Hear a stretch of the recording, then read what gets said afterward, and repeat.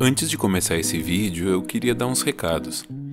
Se você não quiser ouvir os recados, tá tudo bem. Eu vou deixar na tela a marcação de tempo em que começa o vídeo propriamente dito. Oi, você ainda tá aqui? Então, tem bastante gente que ainda não sabe ou não lembra, então é bom reforçar. Quem gosta dos vídeos do Antídoto pode apoiar o canal através desse link, apoia.c/antídoto. Se você quiser mandar um dinheiro e receber algumas recompensas por isso, dá para começar com bem pouquinho dinheiro e eu fico bem grato.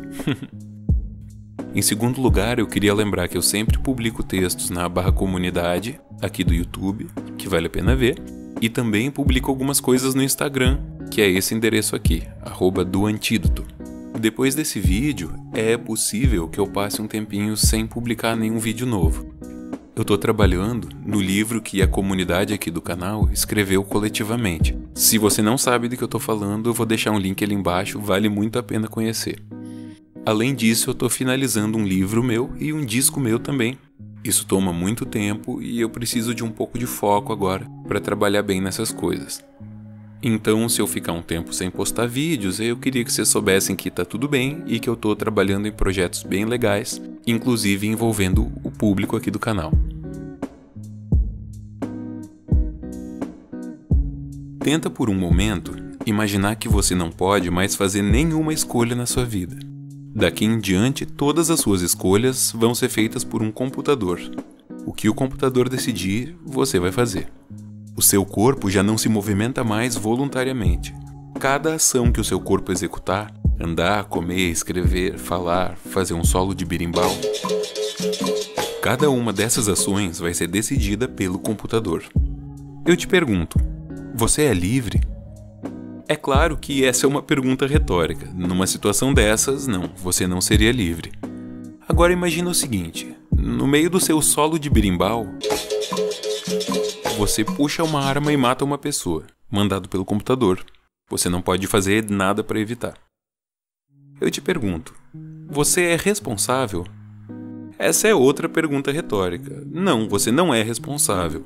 A sua responsabilidade existe de forma diretamente proporcional à sua liberdade. Sem liberdade nenhuma, você não pode ter responsabilidade.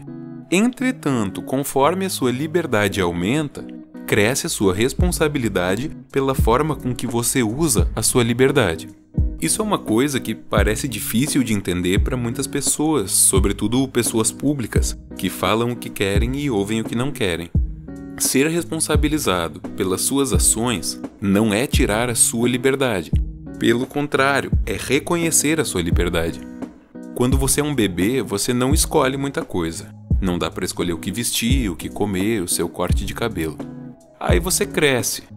Na vida adulta, você escolhe o que vestir, o que comer, o corte de cabelo e escolhe também a sua profissão, com quem que você quer viver, o que fazer no seu tempo livre, quando você vai fazer um solo de berimbau. Esse é um dos motivos porque a vida adulta é tão incompreensível para muita gente. Ao invés de interpretar suas responsabilidades como uma consequência das suas liberdades, muitas pessoas a veem como um empecilho à sua liberdade. Agora, em uma sociedade justa, essas coisas andam juntas. Não tem como uma existir sem a outra. Mas, pera um pouquinho. Quem decide e como que se decide o que é uma sociedade justa? Uma perspectiva muito famosa e que vale a pena conhecer é a do John Rawls, que foi um professor de filosofia política na Harvard. Entre um solo de berimbau e outro, Rawls defendia a ideia da posição original. Esse conceito define o seguinte, que para se definir o que seriam as políticas, as práticas e as estruturas justas de uma sociedade, seria necessário que as pessoas que escolhem essas práticas, essas políticas e essas instituições não soubessem qual é o papel deles na sociedade. Dessa forma, eles não poderiam advogar em causa própria, ou seja, eles não poderiam fazer essas escolhas com base nos benefícios que eles mesmos teriam. Ou seja, essas pessoas teriam que encontrar modelos nos quais elas considerariam a sociedade justa, independente de elas serem homens ou mulheres, ricos ou pobres, héteros ou não héteros, brancos, negros, independente de todos os lugares sociais que essas pessoas fossem ter. Cada pessoa que contribui para escolher essas políticas, essas práticas e essas instituições aceitaria entrar nessa sociedade sem saber se seria pedreiro ou presidente. A vida real é completamente diferente. A maior parte das pessoas que tem mais escolha sobre como que a nossa sociedade funciona, os políticos, os bilionários, etc., sabem muito bem qual é o papel que eles ocupam na sociedade. Na vida real, é impossível que as pessoas esqueçam totalmente quem elas são e vejam o mundo de uma forma neutra. Talvez ao invés de tentar ter a perspectiva de alguém que não tem nenhum desses lugares da sociedade, o melhor que a gente consiga na vida real é buscar o máximo de perspectivas possíveis na hora de tomar essas decisões. O que também não é o que acontece na vida real. Na vida real, as pessoas que mais influenciam o funcionamento da sociedade, em geral, têm um número bem restrito de perspectivas, porque são pessoas desproporcionalmente brancas, ricas, homens e héteros.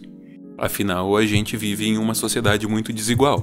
Agora, pro Rawls, existiria desigualdade em uma sociedade justa? Ele acha que sim, mas dentro de alguns limites. Ele acredita que as desigualdades podem servir como incentivo para que as pessoas busquem trabalhar mais, se esforçar mais, criar mais, ter mais eficiência, mas que isso só seria justificável se todas as pessoas tivessem oportunidades parecidas, se os cargos altos e as posições de poder tivessem acessíveis para todas as pessoas, e se, de fato, haver a desigualdade fizesse com que a vida das pessoas mais pobres fosse melhor do que se houvesse igualdade. Havendo desigualdade, a sociedade como um todo se desenvolvesse mais e fizesse com que a vida de todos ficasse melhor. É claro que existem limitações na visão do Rawls. Apesar de muito admirado, o trabalho dele não foi livre de críticas. Por exemplo, muita gente vai argumentar que esse tipo de visão é muito utópico e que acabava servindo para defender o tipo de sociedade na qual o Rawls vivia, sendo um homem norte-americano branco e rico. Apesar disso, a obra dele pode ser um ótimo ponto de partida para discussões saudáveis a respeito de como a nossa sociedade é, como nós gostaríamos que ela fosse, qual é o caminho da nossa responsabilidade dentro dessa sociedade e como a gente usa a nossa liberdade para caminhar por ele.